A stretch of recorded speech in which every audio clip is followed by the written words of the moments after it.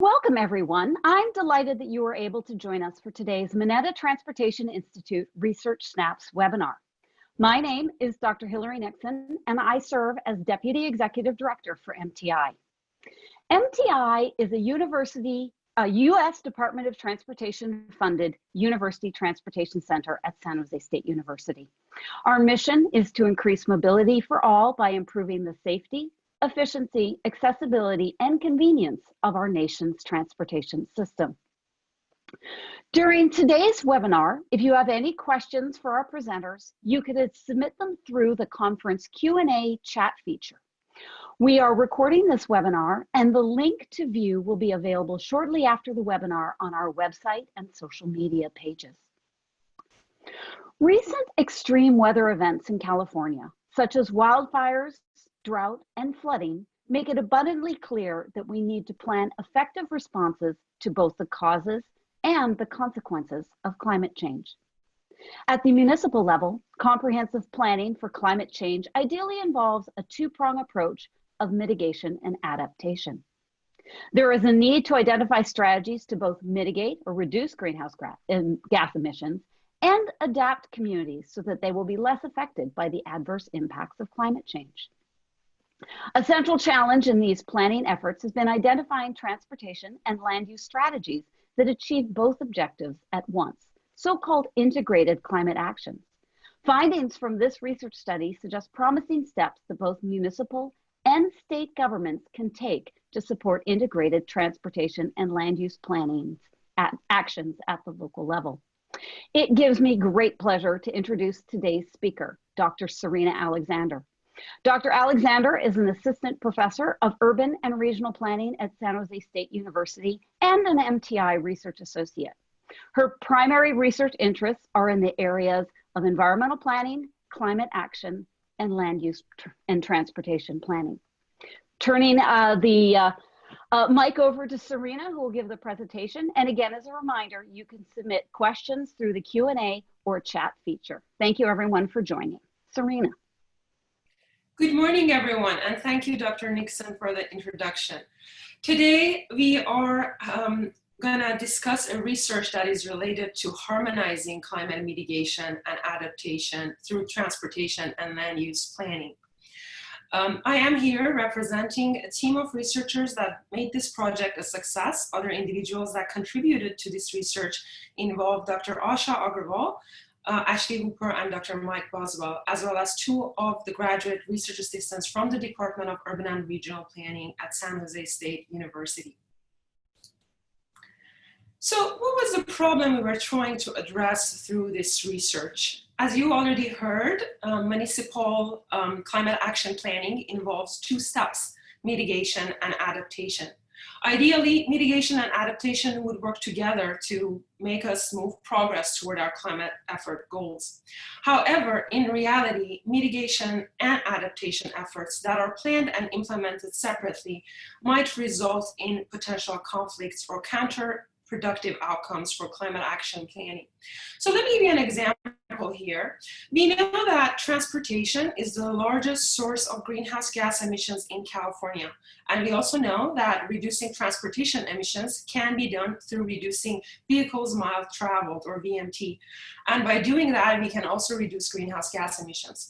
One strategy to reduce VMT is through adding density in urban core areas where people have better access to transportation options, as well as jobs, services, and amenities.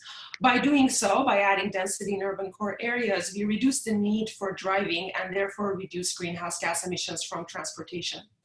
However, if you're not careful about where we add that density to, we might actually end up increasing density in areas that are prone to climate impacts, such as flooding or wildfires. And by adding density in these areas, we might put larger populations at risk of adverse climate impacts. At the same time, if you're adding density in not the correct way, we might actually put populations at risk of flooding, or we might exacerbate the urban heat island effect. So what is the answer to that problem? How can we resolve that problem? The answer is through integrated actions. Integrated actions resolve a central challenge related to climate action planning, related to transportation and land use strategy. These actions help us simultaneously reduce greenhouse gas emissions, that's about climate mitigation, and adapt communities so that they will be less affected by the adverse impacts of climate change, and that's climate adaptation. In other words, integrated actions are sets of policies that help us collectively address both mitigation and adaptation at the same time. So before we start, let me give you an example. This one comes from City of Santa Monica Climate Action and Adaptation Plan. This is already a combined plan that has both mitigation and adaptation in it. And this particular section comes from the adaptation part of the plan. As you can see, they have highlighted quite a few actions that can help the community adapt to the adverse impacts of climate change. But interestingly, in this section, you see that they're also looking at the carbon reduction potential of these adaptation actions. Of course, they're looking at other things such as cost to the city and co-benefits, but this particular aspect of looking at the mitigation benefits of adaptation actions, or vice versa, you could do the same thing for mitigation actions. You can look at the adaptation potential of mitigation actions, is called integrated actions, and is a way to think about mitigation and adaptation simultaneously. We had 3 research questions. The first one was, in what ways do California cities incorporate integrated actions into their plans? In other words, where do we stand in terms of integrated actions currently in California? The second question was, what are potential drivers of conflict between mitigation and adaptation in municipal plans? And finally, we wanted to identify the actions that the state of California can take to help cities more effectively incorporate integrated actions. To address these questions, we employed 2 phases of research. First, we assessed climate action planning efforts in 23 California cities that are known to be as leaders in climate planning, at least for the last decade. All of these cities had a climate action plan adopted in 2009. And ever since, they have updated their plans and have been implementing their strategies. But at least since 2009, they have been involved in climate action planning efforts. To understand these climate action planning efforts, we analyzed their climate action plans and their updates, climate adaptation plans, hazard mitigation plans, community resilience plans, sea level rise roadmaps, and also action plans, as well as their general plans. We also interviewed 25 planners and other transportation professionals at various levels of government, such as city, regional, and state, to better understand the challenges and opportunities involved in integrated actions from the standpoint of individuals that are involved in climate action planning in California. Here is a snapshot of the kinds of policies or options that cities are recommending through their climate action plans. You can see that among transportation infrastructure or built environment strategies, the most common ones are related to bicycle and pedestrian infrastructure, as well as strategies to improve the connectivity, the functionality of mass transit or public transportation. In terms of the land use policy, the most common option was TOD, transit-oriented development, as well as housing development near activity centers. And in terms of TDM, or transportation demand management strategies, the most common policy was related to TDM for large employers and generally employers in the city. Here is a snapshot of the kinds of risks that adaptation plans identified in California. We can see that cities have identified quite a few kinds of risks that their populations are potentially exposed to. Cities also did a very good job of identifying vulnerable populations, individuals that might be vulnerable to these impacts, such as the elderly, the youth, the homeless, and individuals that are linguistically isolated. In addition to that, cities also identified infrastructure that might be vulnerable to these impacts, such as bridges or utilities. However, cities focus primarily on actions that can be taken after these disasters happen, such as retrofitting existing buildings, and ways to helping communities develop adaptive capacity through education. They did not include many adaptation efforts related to addressing all of these impacts.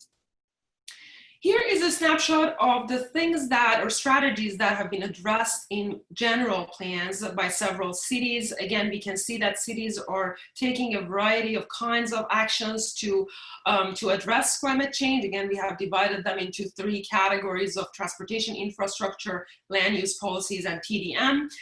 Again, bicycle infrastructure and pedestrian infrastructure, as well as improving the connectivity and functionality of mass transit, are the most common strategies included in general plans. In terms of land use policies, we saw that housing affordability was the major one, and also housing development near activity centers, as well as preserving open space.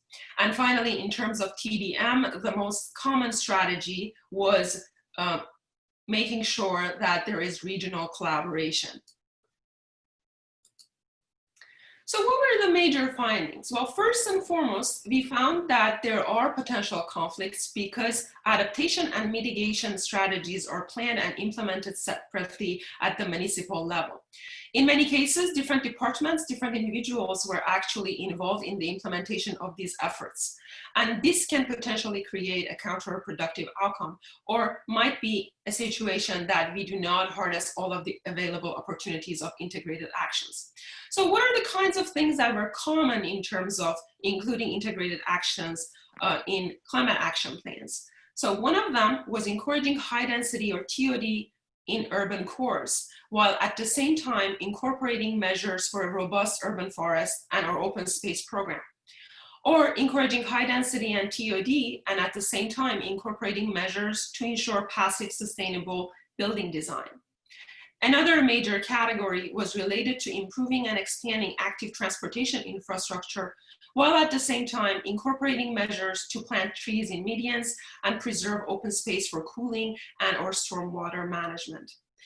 Also, improving and expanding alternative transportation infrastructure, while at the same time incorporating measures to add shelters at transit hubs to protect users from weather events such as increased rain or heat, were among the common actions that the cities included as integrated actions. We also found that there could be potential conflicts between mitigation and adaptation. These are among the ones that were mentioned either by interviewees, or we found them through comparison of plans and the literature and various kinds of plans from other places.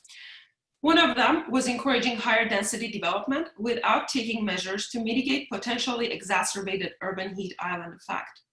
Similarly, we saw that some cities encourage high density development without necessarily taking commensurate measures for flood protection. We also found that changing land use patterns that might potentially limit mobility for vulnerable populations were not always followed by establishing plans for evacuation in case of a disaster.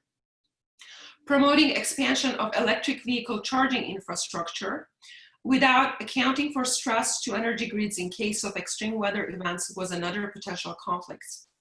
We also found that EVs were considered by many communities, especially affluent communities, as the silver bullet for addressing transportation emissions. However, these strategies that are used to promote expansion of electric vehicle might potentially create equity problems because not everyone has access to these EVs. Also, we might potentially create an equity situation related to limited grid infrastructure across California. So what are the implications for state policymakers? Well, first and foremost, the state can stress the importance of integrated actions to tackle transportation emissions, while simultaneously enhancing California's resilience to adverse climate change impacts. We have found that the state has done a lot in terms of providing technical support, in terms of providing various kinds of funding for various programs, but these things are separate.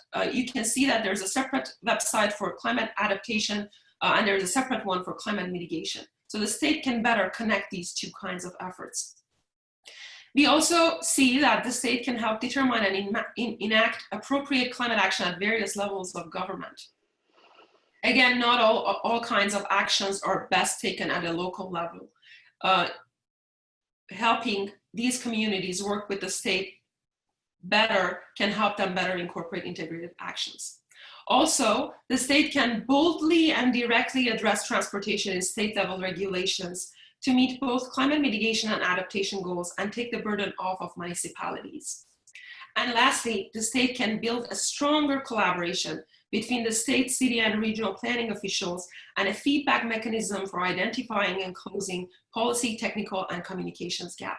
Again, the state has done a lot in terms of providing these kinds of resources, but not always municipalities and planners working in municipalities are aware of these resources. There are also quite a few opportunities for better integrated actions. Most importantly, cities can expand and improve alternative transportation infrastructure and facilities, while at the same time improving capacity to withstand flooding conditions. Cities can also make sure that simultaneously they are planting vegetation to offset heat effects and provide cooling effects for alternative transportation users.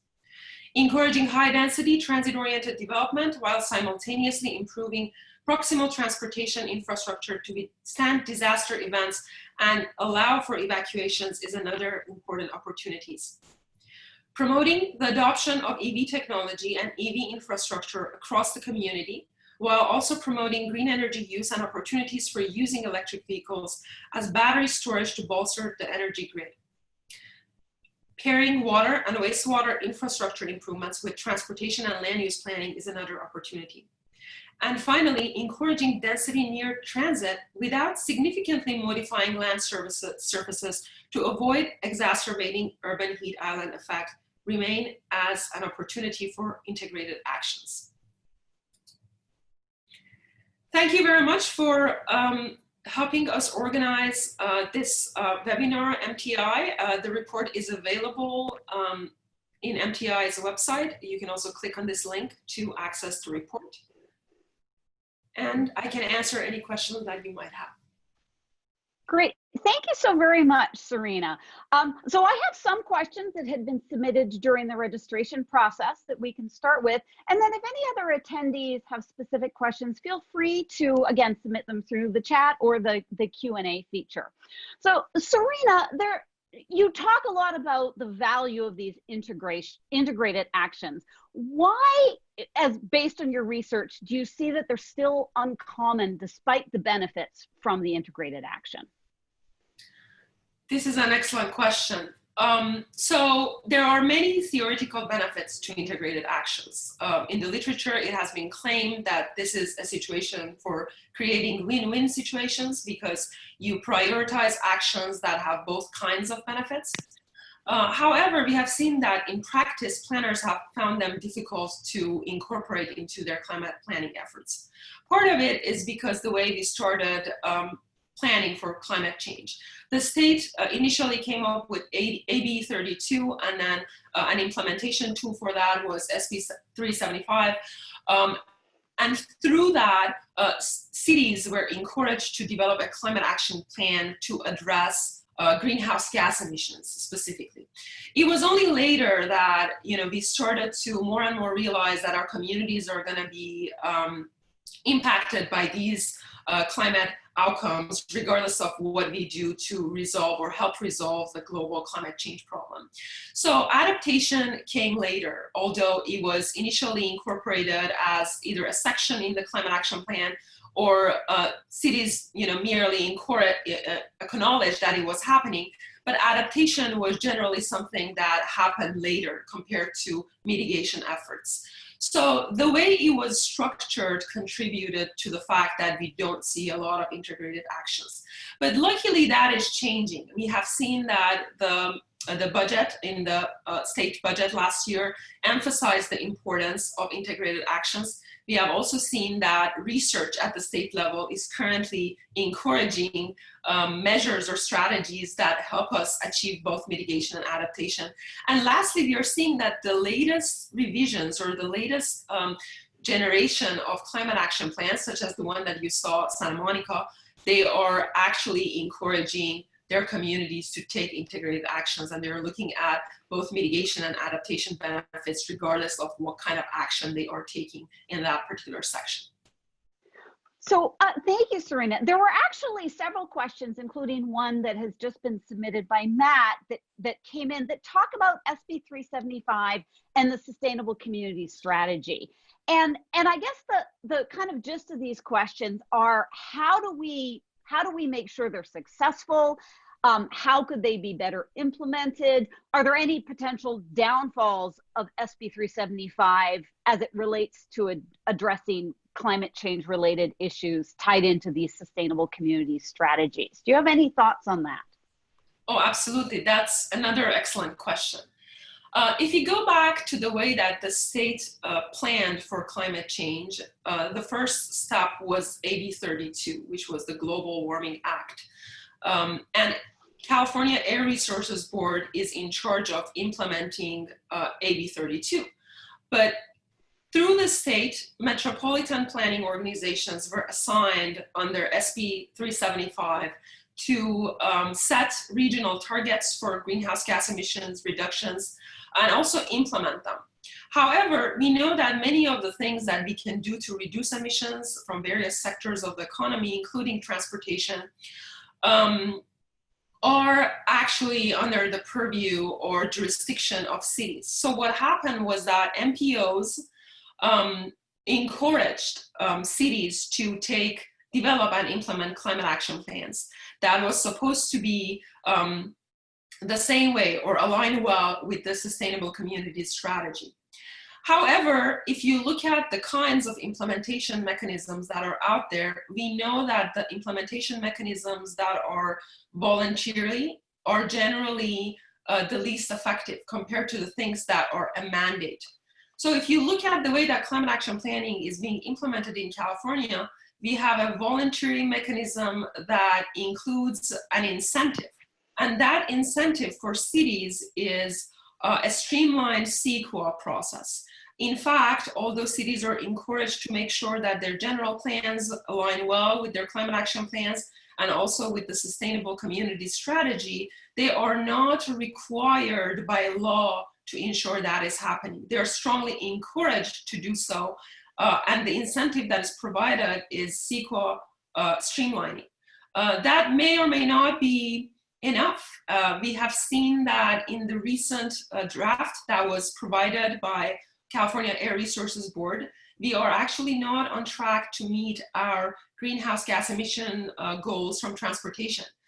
We had to reduce emissions from transportation, but in fact, as we look at the per capita VMT and per capita transportation emissions, we are not actually making a lot of progress to meet our goals.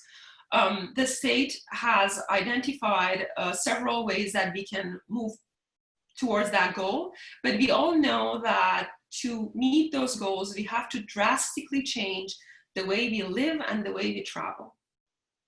So, thank you. I think we'd be remiss if we didn't talk about the current environment and COVID-19 and concerns people may have as it relates to density from a public health perspective. And you talked a bit in your presentation about the connection between density, reduced VMT, reduced greenhouse gas emissions. What do you see in the current COVID-19 environment, and as we move into a post-COVID environment, how do you think that concern related to density might be addressed when you have public fear related to density? Excellent. This is a timely question. Of course, all of us think about COVID-19 and how that's going to impact the way we design our cities and make plans for development for our cities. So one of the things that I've seen a lot happening in the media is that we have blamed density for COVID-19. Just because we looked at New York and saw that New York was a lot denser than other places in the nation, and we decided that density is to blame.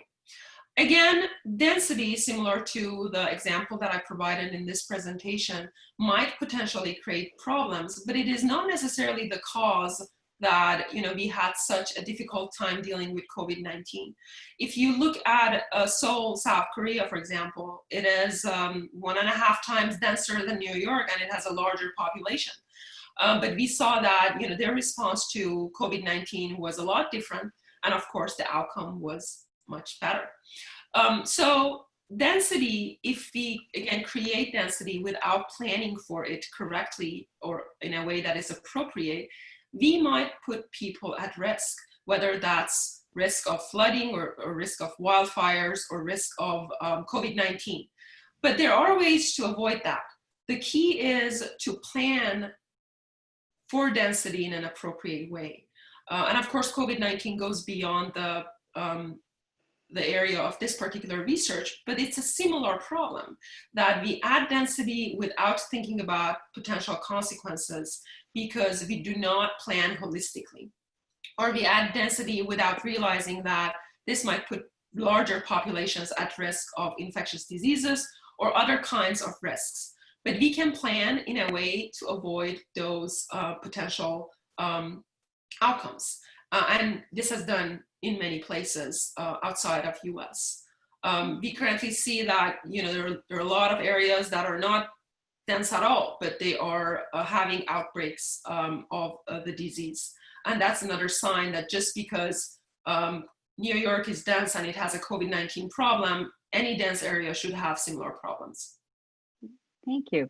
So you'd been talking, or you'd mentioned in your response to a previous question about the streamlined CEQA process as an incentive. And there was a question that has come up about what might be an example of a more effective incentive outside of a streamlined CEQA process to move us towards the response to climate change and sustainable communities. Very good. So there are ways to have a mandate. There are things that are a lot more effective in changing people's behavior. Gas taxes, for example, are a lot more effective than educational or encouraging community outreach to encourage people to drive less, because that is a way to impact the behavior of people by a monetary mechanism. There are ways that the state can mandate things.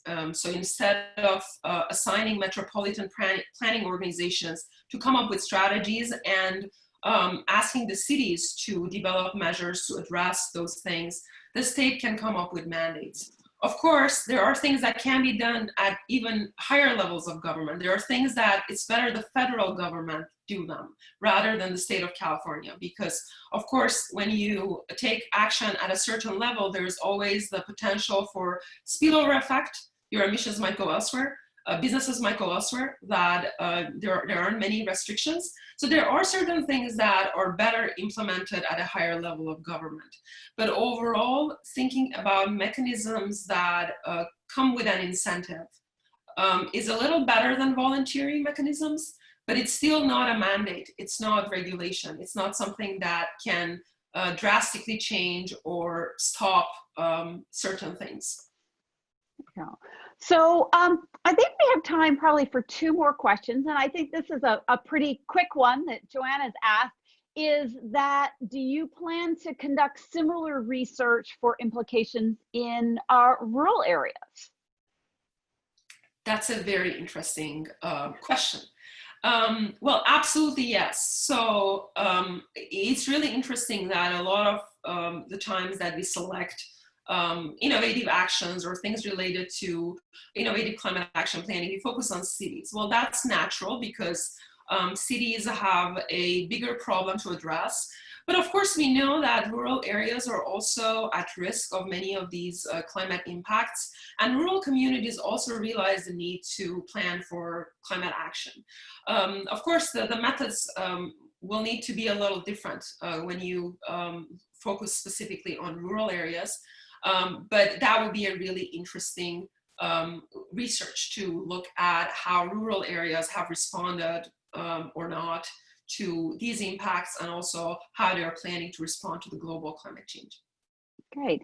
And we've hit 10:30, so I'm hoping maybe a quick response to this final question, which is, could you tell us the difference between a climate action plan and a community resilience plan, and maybe comment briefly on how they overlap, and then we'll wrap up the webinar.